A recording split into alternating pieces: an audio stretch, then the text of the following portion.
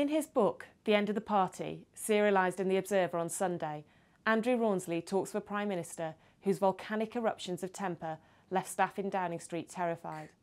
I don't know Gordon Brown, obviously, but I think that when you look at his behaviour, from what I've heard about it, he is one of these people who seems to have a go at everybody.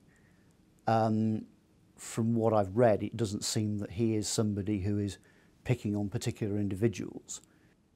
Where does robust behaviour turn into bullying? Is it prevalent in the UK?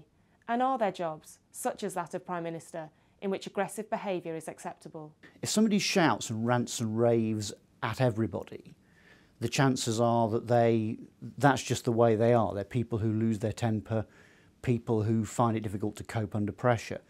If you find somebody who creeps and crawls to people above them, but then shouts at people who are more junior, that's more likely to be bullying. It's also more likely to be bullying if you see somebody who targets particular individuals in the office. Well, I think on the social media front, I think, again, there is a bit of confusion. I think what happens on Mumsnet quite a lot is someone posts something up saying, am I being unreasonable to think that people should stop telling me that my child's overweight? And then 300 people say, you know, when she's explained that her 7-year-old is 24 stone, your child is overweight. That doesn't mean that person's being bullied because 300 people happen to have an opinion that she doesn't want to hear. So we hear shouts of bullying quite a lot, when in fact what it is a volume of disagreement. So I think, again, people have to be a bit careful about saying, oh, social media is full of bullying. It can be, but just a lot of people with the same opinion doesn't mean they're bullying someone. I think bullying, if there's an individual incident then of aggressive behaviour, then that's not bullying. It's got to be something that happens over a period of time, isn't related to one specific event, isn't related to a stressful situation. It's something where you're targeting an individual, where a group of people are targeting an individual. As a parent, one wants one's child to see role models that are providing good role models. You know, you want their heroes, whether it be Katie Price or you know, Cesc Fabregas. You want them to behave well because they basically are role models, and kids will emulate them. No, I don't think referees are victims of bullying. I think naturally they're in the spotlight, but they also have control over the matches, and the FA have some pretty strict regulations about what the managers can do and say when it comes to referees. Now, there are some scenarios where it's unacceptable, and I think many years ago United, and you'll remember the famous scene with Roy Keane where they surrounded the referee after a penalty had been given to Middlesbrough, and that was probably crossing the boundary.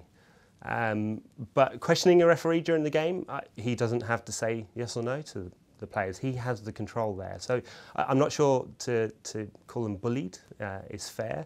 Under pressure, for sure. People expect a lot more from their leaders now. There's quite a lot of evidence to show this. Just as we expect a lot more from politicians, from teachers, people in organisations expect their managers, and particularly senior people, to set an example. They're expected to be a lot more visible now, and people look to them. And there was some research done a couple of years ago showing that even very senior people in large organisations, people actually watch what they are doing and look at their behaviour and take their cues from it.